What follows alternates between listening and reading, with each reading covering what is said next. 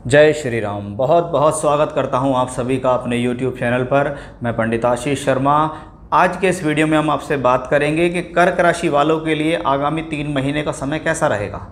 जुलाई, अगस्त और सितंबर के महीने में ग्रहों की गोचरीय स्थिति कैसी रहने वाली है, क्या होने वाला है आपके लिए विशेष। कर्क राशि के स्वामी होते हैं चंद्रमा, और चंद्रमा हर 2.25 दिन में बदल जाता है। हर 2.25 दिन में उस ग्रह की स्थिति किसी न किसी राशि में, किसी न किसी भाव में चलती रहती है।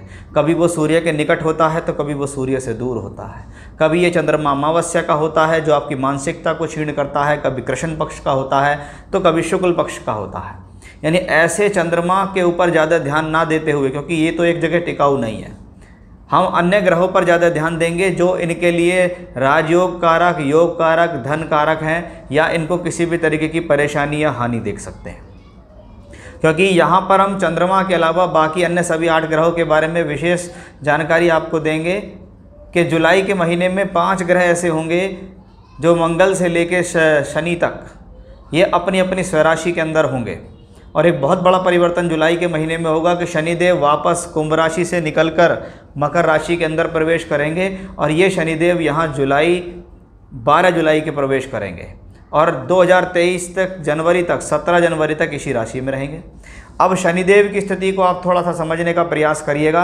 मैं यहाँ शनि और बृहस्पति दोनों को आपको बड़े हिसाब से समझाने का प्रयास करूँगा। देखिए, शनि सप्तमेश होकर सप्तम भाव में आए हैं। सप्तम का मालिक सप्तम में है, यानी 7वें घर की बढ़ोतरी होगी, क्योंकि सप्तम का मालिक उसमें आया है। वो वक्री होकर आया है तो हो सकता है थोड़ा बहुत डिले दे सकता है। वक्री ग्रह के अंदर थोड़ा डिले देने की बीमारी भी है कि ये किसी काम को करा तो पूरा देता है लेकिन आपको अंत तक असमंजस में डाल के रखता है। अब वो असमंजस किस चीज़ का है कि कोई साझेदारी आपकी बनने वाली है या कुछ मिलजुल के काम करने की इच्छा है, उस पर आपका कंप्लीट ठप्पा नहीं लग पा रहा कि होगा या नहीं होगा। यही सेम सिस्टम विवाह के संदर्भ में भी है कि विवाह ऐसा लगता है हो जाएगा, रिश्ते पे बात बनती दिखाई देगी, लेकिन फिर कुछ ना कुछ उसमें अड़चने आएंगी। लेकिन ये ग्रह साझेदारी भी कराएगा, पद प्राप्ति भी कराएगा, विवाह भी कराएगा, वैवाहिक संबंधों को भी बनाएगा, लेकिन इसमें थोड़ा सा डिले होगा। यानी श्योरिटी है लेकिन वो थोड़ी सी देरी के साथ होगी। अब आपके सप्तम भाव में ही शनि चलेंगे, यानी यहाँ ये शनि किसी प्रकार का कोई नुकसान नहीं करेंगे। यहाँ से आप शनि की ढैया से भी मुक्त हो जाएंगे। अब बृहस्पति को देखिए कि भाग्य का मालिक भाग्य ही स्थान में चल रहा है, यानी भाग्य में बढ़ोतरी के चांसेस हैं। अब ये बृहस्पति शनि के उत्तरा भाद्रपद नक्षत्र में गोचर करते हुए शनि की तीसरी दृष्टि से दृष्ट भी हैं। यानी बृहस्पति के ऊपर शनि का 2 तरीके का प्रभाव है, एक तो दृष्टि का, दूसरा नक्षत्र के होने का। अब सप्तम और नवम, एक केंद्र एक त्रिकोण, दोनों स्वराशि के शनि से दृष्ट होकर नक्षत्र में, यानी भाग्य का और सप्तम का एक गठजोड़ बन गया। आपकी लाइफ में किसी ऐसे व्यक्ति विशेष की भी एंट्री हो सकती है जिससे आपको लाभ होने वाला हो। वो आपका जीवन साथी भी हो सकता है, लाइफ पार्टनर भी आपका हो सकता है, या जीवन में कोई नया व्यक्ति विशेष, चाहे स्त्री हो चाहे पुरुष, कोई भी आपके सामने आ सकता है जो आपके लिए भाग्य को उजागर कर सकता है कि मैं आपकी हेल्प कर दूंगा, या मुझे भी इसी काम में फ़ायदा चाहिए तो क्यों ना हम दोनों मिलकर इसको काम को कर लें, एक दूसरे के सहयोग से वो काम हो जाएगा। क्योंकि यही शनि बृहस्पति आपकी राशि पर भी दृष्टि देंगे। शनि की सप्तम और बृहस्पति की पंचम दृष्टि जब इस पर पड़ रही हो तो इसका मतलब सीधा सीधा सा यही है, इसका सीधा सीधा सा एक ही मतलब है कि भाई ये जो ग्रहों की स्थितियां हैं ये सम्मान को नहीं गिरने देंगी, एक बात। दूसरा, लगातार आपको एफर्ट्स में रखेंगी, लगातार आपसे कर्म कराती रहेंगी। इस कर्म रूपी स्थिति में और अधिक मजबूती लाने के लिए मंगल भी प्रयास करेंगे। इस महीने मंगल और राहु का, यानी जुलाई के महीने में देखें तो मंगल और राहु का अंगारक योग बनेगा। शास्त्र के हिसाब से देखें तो मंगल और राहु को अंगारक योग में कुछ सावधानियां दी गई हैं, लेकिन कलियुगी ज्योतिष में इसके बारे में डराया धमकाया बहुत गया है, ऐसा हो जाएगा वैसा हो जाएगा। पहले तो आप मोटे तौर पे सोचो, जब भाव का स्वामी भाव में होगा तो नुकसान किस बात का। घर का मालिक घर में बैठा हुआ है, जब तक वो अपने घर में है तब तक वो मजबूत है। वो दशम भाव में दिग्बली होकर बैठा है, वो रोचक योग के साथ है, एनर्जी ऊर्जा का प्रतीक है। पुलिस, मिलिट्री, फौज, सेना से संबंधित कार्यों में तरक्की देता है, सरकारी कार्यों में तरक्की देता है। आपके आत्मविश्वास को कम नहीं होने देगा, आपके अंदर कॉन्फिडेंस लेवल को बना के रखेगा, ऐसा है मंगल। ये राहु के साथ है, राहु भी मंगल की राशि में, राहु मंगल की ही भाषा बोलेंगे। अब मंगल और राहु का अंगारक योग उत्तेजित करेगा कर्म के प्रति। कर्म में पूरा साहस है, पूरा जोश है, पूरी हिम्मत से आप लगे हुए हैं, मेहनत में कमी नहीं है। लेकिन ये कॉम्बिनेशन अंगारक योग के नेगेटिव कॉम्बिनेशन क्या देता है कि जब मंगल अग्नि तत्व राशि और चर राशि में बैठ के राहु के साथ हो तो आपको अपने आप पर संयम रखना चाहिए। ये कॉम्बिनेशन है कि कर्म कर क्या रहे हो, उसका परिणाम क्या होगा, इसका कोई दुष्परिणाम तो नहीं है, कहीं मैं जल्दबाजी में आकर अपना नुकसान तो नहीं कर रहा हूँ। वो चीज़ें यहाँ से दिखाई देती हैं, वो चीज़ें इस स्थितियों में दिखाई दे रही हैं कि ये मंगल और राहु की जो युति है, मंगल और राहु की जो स्थिति है वो इसी कॉम्बिनेशन से आ रही है। तो आपको सिर्फ ध्यान कितना रखना है इसी चीज़ का कि मंगल योग कारक हैं। चाहे शिक्षा विद्या की बात हो, बुद्धि की बात हो, संतान की बात हो, संतान प्राप्त करना, कंसीव करने का समय, गर्भ धारण करने का भी समय यही है। संतान के जीवन में तरक्की होना, संतान से लाभ देना, आपकी शिक्षा से आपको फ़ायदा होना, हायर एजुकेशन में आपका एडमिशन हो रहा है या आप शिक्षा में कोई एंट्री कर रहे हैं, उस लिहाज से ये कॉम्बिनेशन बहुत अच्छा है। और मंगल की स्थिति 27 जून से फिर 10 अगस्त तक तो मेष राशि में रहेगी, लेकिन उसके बाद यहाँ पर पहुँच जाएंगे मंगल वृषभ राशि में। तब योग कारक मंगल का लाभ से संबंध बनेगा, यानी मंगल की स्थिति लगातार सभी जगह बेहतर है।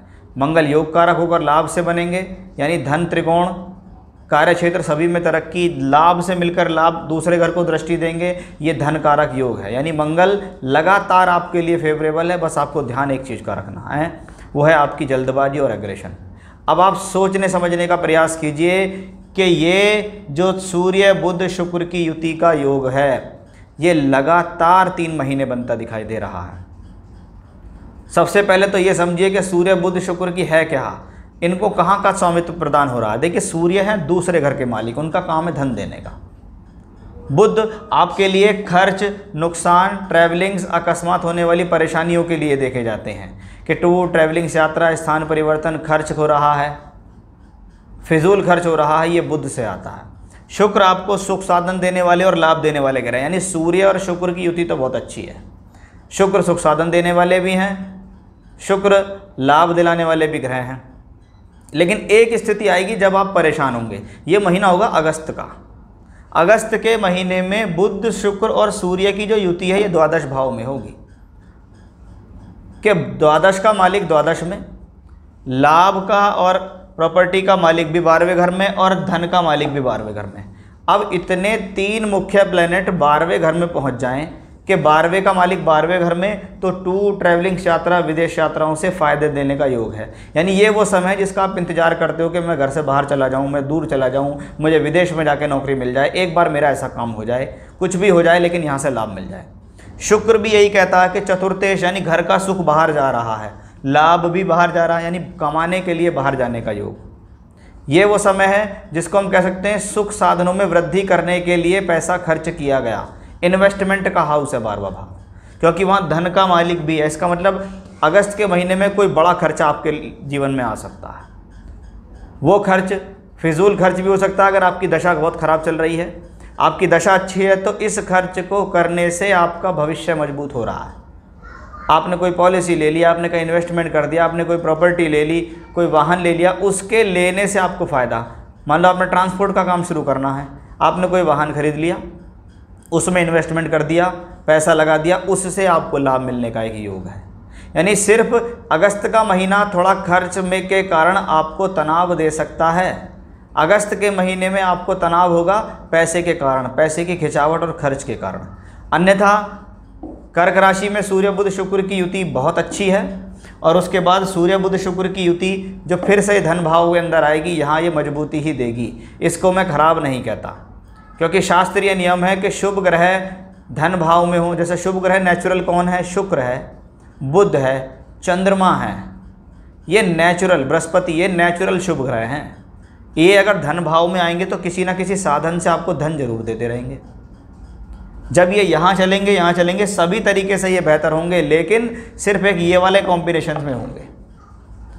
तो इस महीने, आने वाले 3 महीनों में शनि क्या कर रहे हैं, बृहस्पति क्या कर रहे हैं, मंगल क्या करेंगे, अंगारक योग क्या करेगा, सूर्य शुक्र बुध की युति लगातार जीवन में क्या करती रहेगी, क्योंकि शुक्र और बुध में इस महीने काफ़ी भागा दौड़ी रहेगी, एक के पीछे एक रहेंगे। पहले ये दोनों यहाँ दिखाई देंगे, फिर दोनों यहाँ, फिर दोनों यहाँ और फिर दोनों यहाँ। यानी ये प्लेनेट एक तो जल्दी जल्दी राशि परिवर्तन भी करते हैं।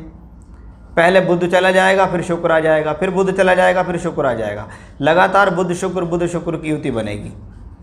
उसके बारे में मैंने आपको समझा भी दिया कि ग्रह जहाँ का स्वामी होता है वहाँ के रिजल्ट वो देता है। मुझे ऐसा लगता है कि आने वाले 3 महीने में इन्वेस्टमेंट की स्थितियाँ मुझे ज़्यादा बनती दिखाई दे रही हैं। खर्च को लेकर कुछ तंगी या कुछ टेंशन्स आपको आ सकती हैं। आपके ऊपर कुछ ऐसी बड़ी जिम्मेदारियों का खर्च भी आ सकता है जो आपको थोड़ा सा चिंतित और परेशान कर सकता है। तो उन सब चीज़ों को, उन योजनाओं को आपको थोड़ा सा संगठित करके चलना होगा। कैसे अपना हिसाब बनाएं, कैसे पहले से ही तैयार रहें इन स्थितियों के लिए कि आज ही अगर पैसे का बड़ा इन्वेस्टमेंट कर रहे हो तो थोड़ा ध्यान रखो, आगे भी आपको पैसे की ज़रूरत पड़ने वाली है। कहीं ऐसा ना हो व्यर्थ की चीज़ों में पैसा लगा दें, जब अपने परिवार के पैसे की बात आए तो आपके पास पैसा ही ना बचे। यही समझदारी आपको रखनी है, यही काम होता है ज्योतिष का मार्गदर्शन करने का। तो ये था मेरा आज का विषय। फिर से नए विषय के साथ आपके सामने हाजिर होऊंगा मैं। तब तक के लिए बने रहिएगा मेरे साथ। जय श्री राम।